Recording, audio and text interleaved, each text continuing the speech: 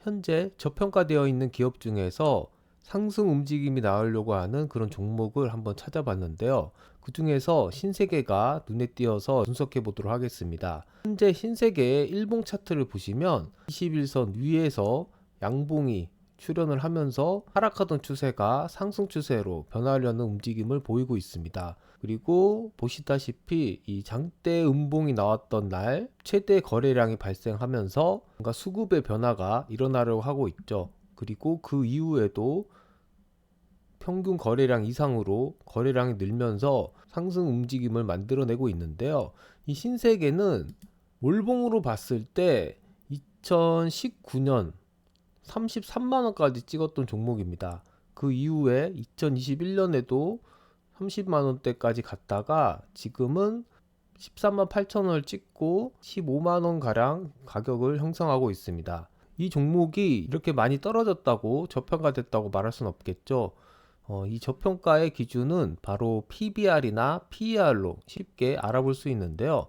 신세계의 PER은 현재 거로 봤을 때 7.7배입니다. 그러니까 현재 벌어들이는 한 주당 이익 대비해서 현재가가 7.7배란 얘기죠. 그리고 PBR은 0.3입니다.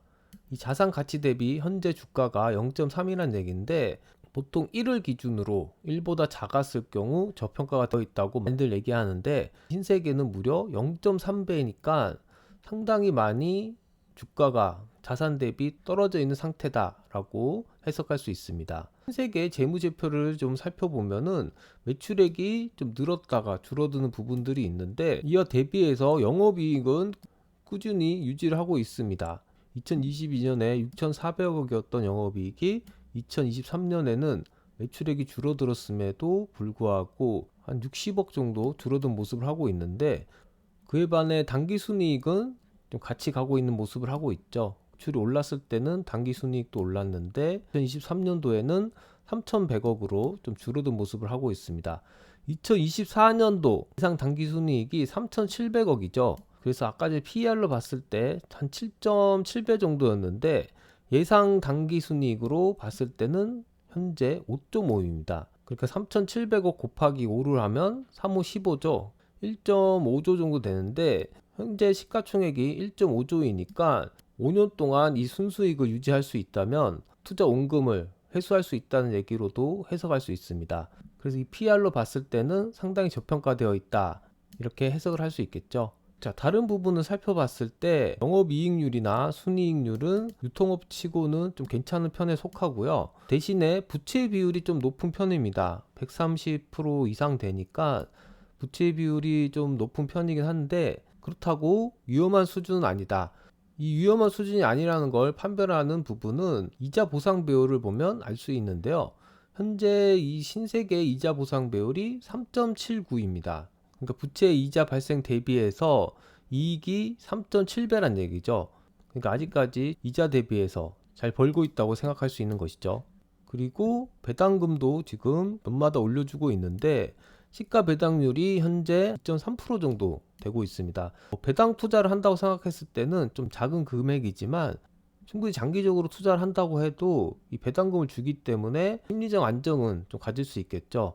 그래서 전반적으로 이 재무적인 부분들은 안정된 회사다 이렇게 평가를 내릴 수 있겠습니다. 외인과 기관의 좀 수급 상황을 보시면 최근에 외국인이 좀 매수를 한 부분이 보이고 있고요. 기관은 근래에 계속 매수를 하고 있습니다. 그래서 뭐 수치로 봤을 때도 기관이 한 10,000주 정도를 계속 꾸준히 사고 있고요. 외국인은 최근 들어서 10,000주 정도 사고 있는데 이 신세계 유동 주식 수를 보면은 61% 정도 됩니다. 그러니까 조금은 많은 양의 주식이 유통되고 있는데 이럴 경우에 외국인과 기관 둘 중에 한 세력이라도 매집을 해야 주가가 오르게 되는데 지금은 기관이 계속 매집을 하고 있고 외국인도 동참을 이제 시작하다 보니까 상승의 힘이 좀 더 실린 모습을 하고 있는 것이죠. 자, 이제는 좀 차트 분석을 해볼 텐데요. 보조지표적으로 봤을 때 어떻습니까? 이 스토캐스틱의 다이버전시가 좀 일어난 모습을 보이고 있죠. 스토캐스틱의 저가를 이은 선은 상승을 하고 있는데 주가의 저가를 이은 선은 내려가고 있습니다. 두 개가 반전이 됐다고 해서 다이버전시가 일어났다고 하는데, 이럴 경우에 상승 흐름으로 전환할 가능성이 크다고 말씀드렸죠.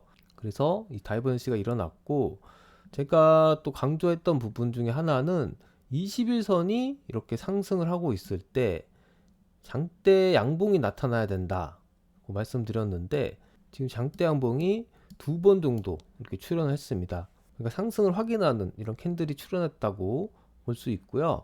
또 하나 눈에 띄는 부분은 파라볼릭 볼이죠. 파라볼릭 볼이 상단에 있다가 이렇게 하단으로 내려오면서 앞으로 중장기적으로 상승 추세가 이어질 것이라는 것을 예고하고 있습니다. 자, 그리고 제가 가장 중요하게 말씀드리는 이 60일선도 계속 떨어지고 있다가 최근 들어 좀 평평해지고 있는데, 이 60일선이 상승으로 전환되기 위해서는 몇 가지 조건이 있겠죠. 최소한 21선 위에서 주가가 5일 이상 머무는 경우가 첫 번째 조건이 되겠고, 이 조건을 지금 신세계는 만족을 하고 있습니다. 21선 위에서 벌써 거의 15일 이상 주가가 머물고 있고요. 자, 그 다음 조건은 61선 위에서 주가가 10일 이상 머무는 경우인데, 현재는 한 4, 5일 정도 지금 머물고 있습니다. 그래서 다음 주에 주가가 4, 5일 정도 더 60일 위에 머물게 된다면은 확실하게 상승 추세의 전환이 일어났다고 볼 수 있고요. 그렇게 될 경우에 중장기적으로 이 신세계가 오를 가능성이 높다, 이렇게 해석을 할 수 있게 되겠죠. 그래서 신세계는 다음 주 주가의 흐름이 좀 중요하게 되겠고요. 조금은 우려스러운 부분은 스토캐스틱이 단기간 이렇게 상승을 해버려서 과매수 구간에 이미 접어들었다는 부분입니다. 이렇게 되면 단기 이익 실현하시는 분들이 좀 나타나서 주가가 살짝 떨어질 수도 있는데, 뭐 앞으로 다음 주에 주가 향방이 어떻게 되는지 지켜봐야지만 알 수 있을 것 같습니다. 그래서 신세계는 현재 저점을 형성한 후 계속 상승할 것이냐, 아니면 잠깐의 기술적 하락을 한 후 다시 오를 것이냐의 갈림길에 서 있을 것 같은데, 결국엔 이 저점은 깨지지 않을 것이다 라고 좀 생각이 되어지고, 이런 종목들이 지지 라인이 확실하기 때문에 투자하기는 상당히 편한 종목이 되겠죠. 이 14만원 정도가 깨지지 않는 한 계속 투자가 유효하기 때문에 14만원을 지지선으로 놓고 계속 사 모으는 식으로 투자를 하시면 앞으로 좋은 결과가 있을 것이라고 생각이 되고요. 뭐 초반에도 보여드렸듯이 워낙에 떨어진 종목이라서 지금 주봉으로 보나 월봉으로 보나 거의 최저가인 상황이죠. 2015년 때보다도 더 낮은 가격을 형성하고 있으니까 충분히 살 가치가 있는 종목이다라고 판단할 수 있을 것 같고요. 잠깐 뉴스를 살펴보니까 이런 기사가 눈에 좀 띕니다. 백화점은 문 닫는데 신세계 아울렛 등은 추석에도 영업을 한다.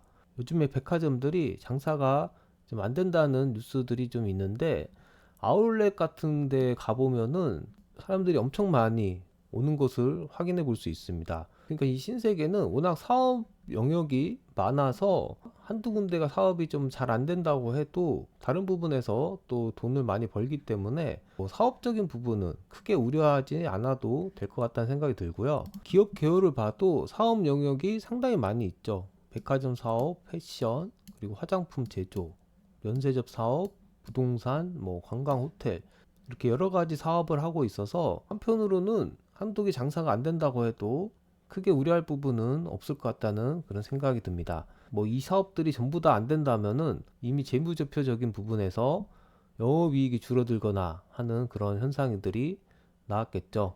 자, 이렇게 해서 오늘은 좀 저평가되어 있는 그런 종목들 중에서 좀 상승 흐름이 나올 만한 그런 종목을 찾아봤는데요. 앞으로도 좀 괜찮은 종목들이 있으면 여러분들께 알려드리도록 하겠습니다. 그럼 이상 방송을 마치겠습니다. 감사합니다.